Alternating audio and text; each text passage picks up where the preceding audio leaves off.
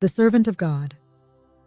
Maria Esperanza Bianchini, through earlier messages of Our Lady, was already aware of the existence of this land.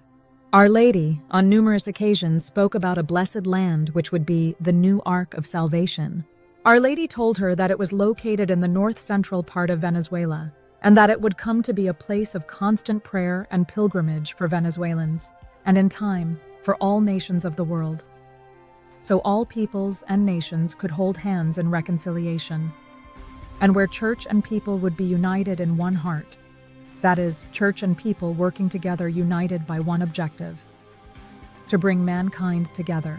On March 29, 1974, the servant of God, Maria Esperanza Bianchini, recognized the land from the description she had received in earlier messages, for it coincided perfectly with the place.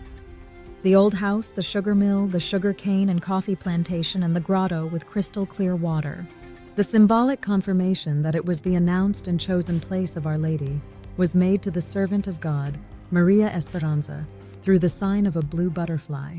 In messages received many years before, Our Lady had announced that when Mrs. Bianchini would find the land, the Virgin would manifest herself by means of a blue butterfly. This took place when Mrs. Bianchini found the land, and suddenly from its grotto, a blue butterfly fluttered over the place. This reaffirmed what had been announced through the messages in a simple and very beautiful way. At present, the blue butterfly appears during many special moments, flying from the grotto, fluttering over the esplanade, and then disappearing into the vegetation. 2 years later, on March 25, 1976, just as it had been announced, the Holy Mother of God appeared for the first time in Betania, under a new title, Mary Virgin and Mother Reconciler of all peoples and nations.